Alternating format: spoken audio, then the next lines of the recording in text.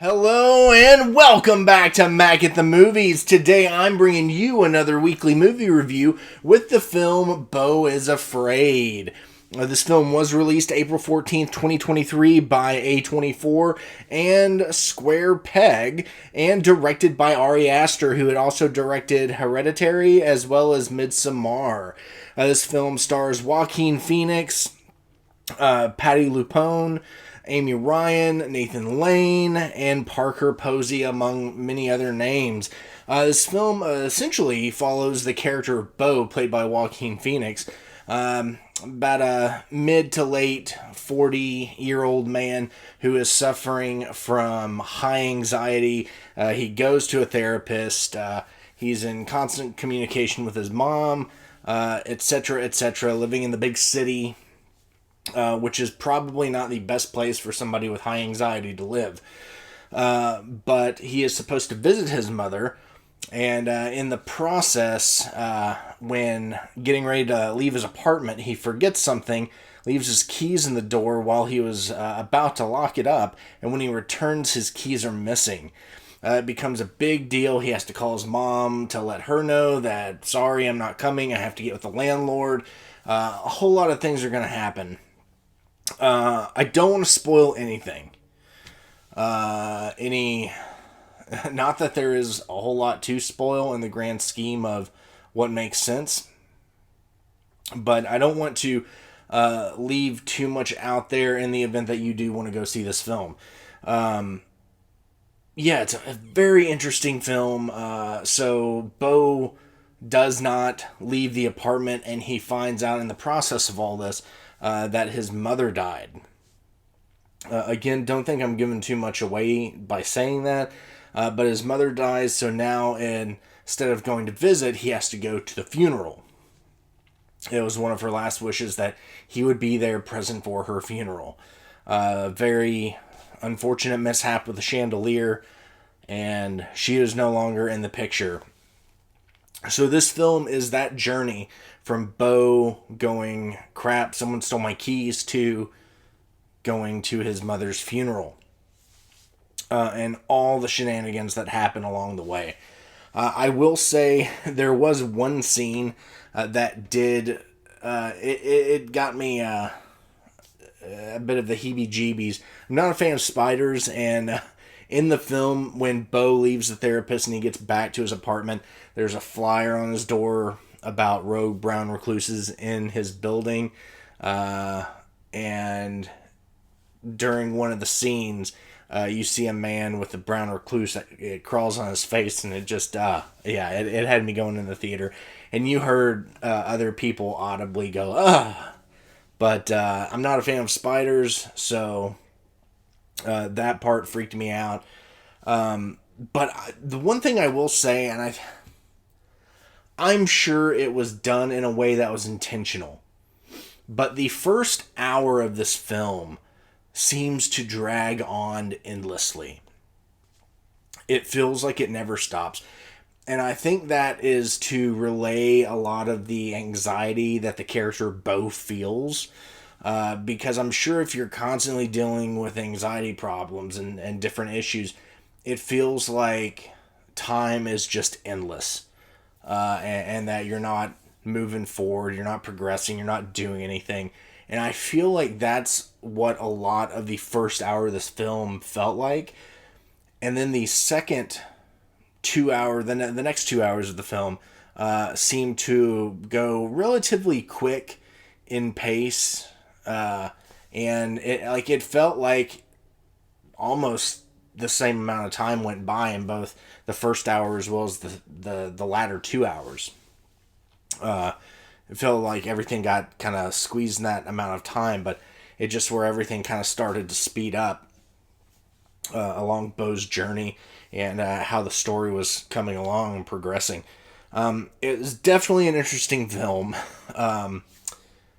There were things in it that I don't know how to explain without giving it away. I asked my friend Christy if she would spoil the movie for me, and even though she was not a fan of this film, She did not want to spoil it for me, so that I have to say thank you, Christy, for not spoiling this film, because there was a lot in it that I'm glad I got to like witness and go, what in the ever, like, there were some scenes in this film that so much doesn't make sense, but then you get these moments of clarity, and then all of a sudden there's this. But it's definitely, yeah, I mean, I thought it was a good movie. Is it something I really want to go back and revisit tomorrow? No. This one was really tough for me to score because, like, I feel like he was, like, Ari Aster was, I guess, trying to go above and beyond the past two films that he's released. You know, I think he did that. And in interviews, he's mentioned that this film, it's going to take about 10 years for this film to really appreciate in cinematic value that people get from it. This is not a film for just anyone and everyone. If you're an avid Marvel movie goer, this film's probably not for you. It has been said that it's very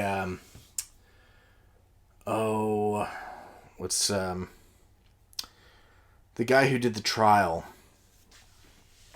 I can't remember his name right now. He wrote the book The Trial, but it felt very,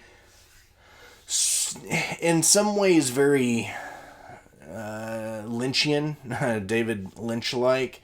The other artist, the author I'm trying to think of, I can't right now. Well, I do have a computer right in front of me, so I can take advantage of that.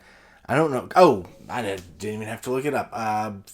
Franz Kafka. So it's very Kafka-esque, is how I've heard it mentioned. Went on a weird tangent there. But yeah, it seemed very Kafka-esque and very Lynchian in some ways. It's almost like it blurred the lines of both those artistic masterminds. But yeah, very unique film to say the least. I would say if there's a movie that it most resembles anything to me, David Lynch-like, would probably be like a cross between Inland Empire and Eraserhead, which are probably his two most like off-putting films for most viewers. But this movie I've heard a lot of guff about. A lot of people hate it. I feel like it was better than what I was told it was, and I'm glad I saw it in the theater. There were so many moments where your anxiety just kind of, it's like they're trying to induce anxiety into you in some moments of the film. And then you get left with all this confusion and you don't know what's going on. And then the movie ends. It ends. Yeah. I thought it was a good movie. However, I am going to have to rate it my usual scale, kind of like where I see myself rewatching it in the future. Do I see myself rewatching it? Probably so, but much later down the line. And I definitely, I was telling Christy that I would have really liked to have seen some special features after this film to really dive deep into it, because I feel like this movie has so much to unpack. And yeah, I think it will definitely be on the list of future bizarre masterpieces. But I do think it's going to piss a lot more people off than it's going to make happy in the long run. But all in all, I'm giving it 2 out of 5 stars. I would like to give it higher, but I just feel like it's one that I'm not going to revisit very often. And if I do, Like the first hour is a struggle for me. When I was talking about it with my friend prior to seeing it, she mentioned that the very first hour was grueling. And she looked at her clock and was just like, oh, God, this has only been an hour? And I had it set in my mind. I was just like, I'm going to get way past that hour before I even look at my clock. There's no way in the first hour I'm going to look at my clock and go, what in the crap? But that's exactly what happened. I thought I had gotten far enough in the film that I was like, oh, there's no way we're still in that 1 hour mark. And I look at my phone and I'm like, how? And at the moment I looked at my phone until the end of the film, again, it was like they paced the time just right for the first third of the film versus the second 2/3 of it. So, anyway, you make up your mind. If you've seen it, I will just drone on and on and on. But if you've seen it, let me know what your thoughts were.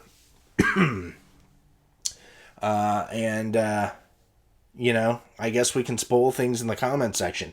If you saw it and you remember some scenes that made you go, what the hell? Jot them down in the comments below because I'm sure there's a lot of it. I know that was a lot of what I talked about after the film. But again, I don't want to spoil. I know a lot of things that I've seen mentioned in this. I don't really want to spoil the film. But it is definitely unique to say the least. And it leaves you thinking that there are multiple planes of thought in how the movie actually flows and how it actually pans out, what actually happens in the film, which in retrospect seems a lot simpler than what many things could have happened are. But yeah, anyway, I don't want to spoil anything. I enjoyed the film, but I still 2 out of 5 stars. Check it out. I would suggest, especially if you have that Regal membership thing, do what I did. Go see it in the theater.